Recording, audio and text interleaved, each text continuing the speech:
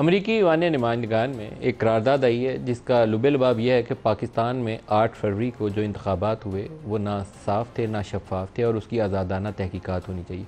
Overwhelming majority जो है 368 उन्होंने इसके करारदाद के हक़ में वोट किया।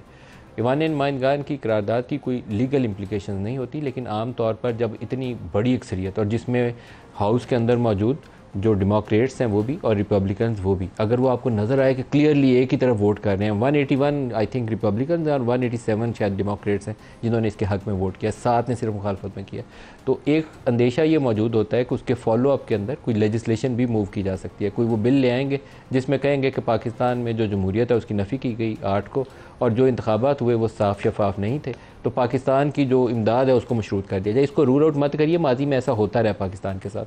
तो करना क्या चाहिए, ये पाकिस्तान के जो इस वक्त अकाबरीन हैं उनको इसके ऊपर जायज़ा लेना चाहिए कि जो हमने सिस्टम क्रिएट किया है 8 फरवरी के बाद, पाकिस्तान में प्री पोल रिगिंग हर दफ़ा होती है। कोई ऐसा इंतखाब रिसेंट हिस्ट्री में नहीं गुजरा जिसमें प्री पोल रिगिंग ना हुई हो। इंतखाबात के बाद भी जिस तरीके से बंदे मैनेज किए जाते हैं वो भी कोई अनहोनी नहीं है। 2013 और 18 दोनों दफ़ों हमने देखा था कि किस तरीके से जहाज़ों में बंदे भर के कभी बनी गाला और कभी लाहौर रायविंड पहुंचते थे। सब चीज़ें सबके सामने हैं, लेकिन ये फॉर्म 45 और 47 वाली जो नई एक चीज़ हमने निकाली, पोलिंग डे वॉज गुड, इंतखाबात का दिन ठीक था, लेकिन रात को हमने जो कुछ किया फॉर्म इधर से उधर करके, वो अब दुनिया हमारे इंतखाबी नताइज को मानती नहीं है। और फिर जिस तरीके से इंतखाबात से चंद रोज़ पहले इमरान खान के ख़िलाफ़ सज़ाओं का अमल शुरू हुआ, उससे पहले जैसे बल्ले का निशान छीना गया, इलेक्शन डे पे जैसे इंटरनेट बंद किया गया, दुनिया में कौन सा ऐसा मुल्क होगा जिसको ये नज़र नहीं आ रही, और जब भी वो सवाल उठाएंगे तो इस पे हमारी मजम्मत करेंगे। तो इस पे कहीं ना कहीं हमें एग्ज़िट लेना पड़ेगा इस अरेंजमेंट से। ऐसे बहुत लंबा अरसा पाकिस्तान को खींचेंगे तो मसाइल बढ़ तो सकते हैं, उसमें कमी आने के इम्कानात कम हैं। कल सुप्रीम कोर्ट के सामने मखसूस नशिस्तों का केस भी आएगा। मखसूस नशिस्तों का जब हम केस कहते हैं तो इसके साथ एक जुड़ा हुआ सवाल है कि इलेक्शन कमीशन का वो फैसला जिसमें बल्ले का निशान लिया गया था उसकी तौसीक इसी सुप्रीम कोर्ट ने की थी। तो क्या सुप्रीम कोर्ट अब इतना बड़ापन दिखाएगी कि वो कहे कि जमहूरियत की रूह के मुनाफी कुछ इकदाम नहीं होना चाहिए? 8 फरवरी को जो शिकायत आई, जैसे बंदों से प्रेस कॉन्फ्रेंस हुई, वो गलत था, अब हमने सही राह पे जाना है तो कैसे आगे बढ़ें? इस सारी चीज़ों को पेश नज़र रखते हुए और जो जस्टिस अतर निल्ला के नुकात हैं कि क्या रेत में सर दबाने से जो रियलिटी है वो छुप जाएगी? नहीं छुपेगी, वो तो नज़र आ रही है। तो सुप्रीम कोर्ट के जो जजेज़ हैं वो एक बड़ी ताकतवर पोजीशन लेते हुए एक ऐसा फ़ैसला सादर करें जो जमहूरियत के ऐन मुताबिक हो। मैं ये नहीं कह रहा कि किसी ख्वाहिशात के ऐन मुताबिक हो, जमहूरियत के ऐन मुताबिक हो, तो वो फ़ैसला जो है वो आम तौर पर फिर शायद सियासत को मौजूदा सूरत हाल में बरकरार ना रख सके। पाकिस्तान में फिर पूरा एक पैराडाइम शिफ्ट आएगी इस मौजूदा अरेंजमेंट के अंदर, और क्या दिन लाएंगे वो मालूम नहीं है अभी कि वो क्या रुख इख्तियार करेगी सियासत। जो प्रोग्राम में आज हमारे साथ शुरका हैं, बिलाल अजहर कियानी साहब हैं PMLN से, फैसल वाडा साहब हैं सीनियर सियासतदान हैं, और ज़ैन कुरैशी साहब हैं पाकिस्तान तहरीक इंसाफ से। शहबाज शरीफ साहब ने आज एक अच्छा काम किया, उन्होंने PTI वालों से बातचीत का जिक्र किया, हाउस के अंदर किया।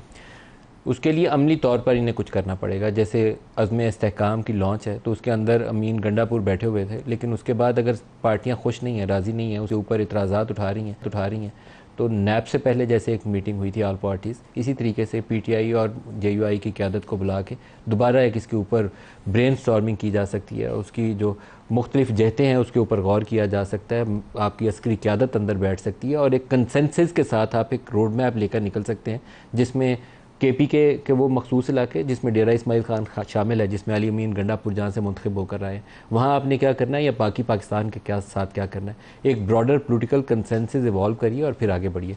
सुनिए आज शहबाज साहब ने क्या कहा और जवाब में PTI ने क्या कहा। जनाब स्पीकर, आज ये जो तल्खियाँ जिस हद तक पहुँच गई हैं, आज अगर इनके वहाँ पर कोई मसाइब हैं, मुश्किलात हैं, तो आए बैठ के बात करें और बैठ के मामलात को तय करें। मैं यहाँ पर ऐलान करता हूँ कि हम नहीं चाहते कि इनके साथ कुछ तरह की ज्यादती हो जो हमारे साथ हुई। मुल्क को आगे लेके जाने के लिए, मुल्क की तरक्की और खुशहाली के लिए आए बैठे मिलकर, इसके अलावा कोई चाराकार नहीं। बात तब होगी जनाब स्पीकर जिस वक्त मेरा वजीर आजम इमरान खान साहब बाहर आएंगे। बात तब होगी जिस वक्त मेरे 180 सीट के मेंबरान बाहर आएंगे। अभी गौर खान का भी शायद इस पे स्टेटमेंट आया है, कोशिश करेंगे आगे चल के मौका मिला तो वो भी आपको दिखाएंगे, जिसमें वो अपनी दोबारा उसी पोजीशन पे वापस जाते हैं कि नून लीग और पीपल्स पार्टी से मुज़ाकरात नहीं होंगे। बिलाल साहब, जो ईवान नुमाइंदगान का रेजोल्यूशन है, बड़ी ओवरवेलमिंगली उन्होंने इस इलेक्टोरल प्रोसेस को इलेक्शन फ्रॉड का नाम दिया और इंडिपेंडेंट इन्वेस्टिगेशन का मुतालबा किया। आपका रद्दमल क्या है इसके ऊपर? जी बिस्मिल्लाहिर्रहमानिर्रहीम। नदीम साहब बहुत शुक्रिया जी अपने शो में दावत देने का। देखिए अमेरिका में एक लेजिस्लेचर है, उसमें हमने देखा है कि पहले भी पीटीआई की तरफ से अच्छी खासी रिसोर्सेज लगा के लॉबिंग हुई है, तो वहाँ पे इस तरह की रेजोल्यूशन आई है तो चलें वो उनकी राइट है जिस तरह वो बात करना चाहते हैं। सियाने हैं फिर पीटीआई वाले 4 साल में यहाँ सफीर लगा नहीं सके, अब उन्होंने ये किया पूरा नुमाइंदगान उनके साथ लग गए। हमने पहले भी ये देखा है कि मुख्तलिफ कांग्रेसमैन को या सेनेटर्स को पैसे देगा सीधा, नहीं जिस तरह भी किया गया जी, मगर वो बात करें but they have no right to interfere without knowing the facts here on the ground. फिर भी किसी ने अगर अपना शौक वहाँ पे पूरा किया है, लेजिस्लेचर्स में रेजोल्यूशंस मूव होती हैं, हमारे में भी होती हैं, मुख्तलिफ मेंबरान करते हैं। तो नहीं देखिए, I don't think we should measure ourselves by the standard कि वहाँ पे किसी एक में उसने रेजोल्यूशन मूव किए। फैक्ट्स ऑन द ग्राउंड हैं। हाँ, अगर वो कहते हैं कि फ्री एंड फेयर इन्वेस्टिगेशन होनी चाहिए, तो यहाँ पे एक लॉ ऑफ द लैंड है, उसके तहत जो तरीक़ेकार है उसी तरीक़ेकार से हम करेंगे, किसी और के कहने पे नहीं करेंगे। उस तरीक़ेकार के अंदर कोई नुक्स, वो सारी हमारी एक इंटरनल। आपको पता है सुप्रीम कोर्ट की जो लास्ट हेयरिंग थी उसके अंदर सुप्रीम कोर्ट के जज साहब ने पूछा कि इलेक्शन फ्रॉड और इलेक्टोरल इरेगुलरिटीज़ के हवाले से इलेक्शन कमीशन के पास जितनी शिकायत आई हैं उसके ऊपर क्या रिएक्शन हुआ है, उसका जवाब दीजिए। चीफ जस्टिस साहब ने शायद उसके ऊपर कोशिश की कि मेरे कहने का मकसद ये मामला आगे ना बढ़े, लेकिन इलेक्शन कमीशन के पास जवाब कोई नहीं था। मेरे कहने का मकसद ये है कि हमारा जो निज़ाम है उसके ऊपर जो भी बेहतरी लानी है या उसमें कोई नुक्स है या उसकी कोई बेहतर चीज़ें, तो वो हम सब ने मिल मिला के डिस्कस करनी है। वहाँ पे एक रेजोल्यूशन पास हुई है, वो उनकी मर्जी है, but I don't think it carries weight. मगर देखिए साथ ही साथ अगर आप देखिए and secondly I don't think it represents the view of the US government. US government में आज भी हाउस ऑफ रिप्रेजेंटेटिव्स में डेमोक्रेट्स और रिपब्लिकन दोनों आपके खिलाफ वोट कह रहे हैं, आप कह रहे हैं यूएस गवर्नमेंट का, मगर आज देखिए ना, आज यूएस गवर्नमेंट का व्यू भी वैसे यही है। नहीं, spokes person of the state department से आज सवाल किया गया अज़म इस्तेहकाम के बारे में, तो अज़म इस्तेहकाम को साइड पे रखिए ना जी, आप उसको क्यों चाहते हैं कि वो 8 फरवरी को अज़म इस्तेहकाम लग जाए? हुकूमत यूएस की गवर्नमेंट की तरफ से मेरे इल्म में नहीं है कि कोई ऐसी अभी तक इन इलेक्शंस के ऊपर बार बार वहाँ पे कोशिश ये हुई है, but there has been no statement from the US government. आप इस हाउस ऑफ रिप्रेजेंटेटिव्स के जो रेजोल्यूशन है इसको आप कैसे देखते हैं? कोई है इम्प्लीकेशन इसकी? मिट्टी डालने वाला काम? बहुत शुक्रिया नदीम मलिक साहब। देखिए नदीम मलिक साहब, ये है डायरेक्ट इंटरफेरेंस हमारे इश्यूज़ के अंदर, जो हमें एक्सेप्टेबल ही नहीं है। क्योंकि हमने कभी नहीं कहा कि आपने बाइडन के साथ क्या किया और आपने ट्रंप के साथ क्या किया, और वो ये दोनों पार्टियां भी अपने आप को एक दूसरे के ऊपर वही इल्ज़ाम लगाती जो हमारी डेमोक्रेटिक पार्टीज़ लगाती हैं। तो हम जब उनके काम में इंटरफेयर नहीं करते तो वो वहाँ से बैठ के हमें काम पे इंटरफेयर ना करना चाहिए, ना हमें एक्सेप्ट करना चाहिए, राइटली और wrongly. They have no right, no business at all. हमारा लॉ ऑफ द लैंड है, इसके अंदर जो भी होना है 47 होना है, 45 होना है, नहीं होना है, वो हमारा राइट है। हमारे पास अपनी अदालतें हैं, हमारे पास अपना सिस्टम है, हमारे पास अपनी गवर्नमेंट है, हमारे पास अपनी अपोजिशन है, हम सब लेजिस्लेटर्स बैठे हुए हैं, हमारा बाप ना कोई बने, ठीक है। वो और बात है, हम कमज़ोर मुल्क हैं, थर्ड वर्ल्ड कंट्री के अंदर आते हैं, बट इसका ये मतलब नहीं है कि कोई हम पे टर्म्स करें। यही इंटरफेरेंस की बात इमरान खान साहब ने भी की थी।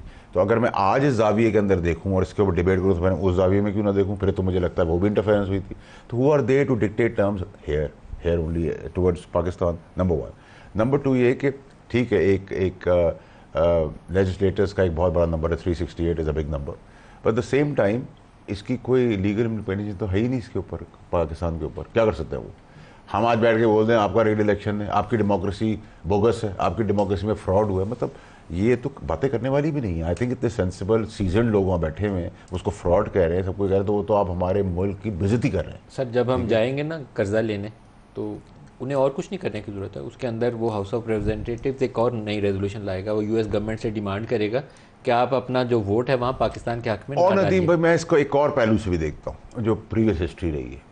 ऐसा तो नहीं कि कोई डिमांड्स हमसे करवानी है पूरी, ये प्रेशर टैक्टिक्स किया जाए। सर, कौन सी डिमांड करनी है? अज़म इस्तेहकाम तो हमने पहले ऐलान कर दिया, जिसको बड़ी दिली ख्वाहिश थी उनकी कम करें, वो तो हमने पहले कर दिया। मेरे साथ मेरी बात सुना, आज भी मैं कमेटी को चेयर कर रहा था, सबसे बड़ा इशू हमारा सिक्योरिटी का है, ये कंटिन्यूएशन ऑपरेशंस की हो रही है।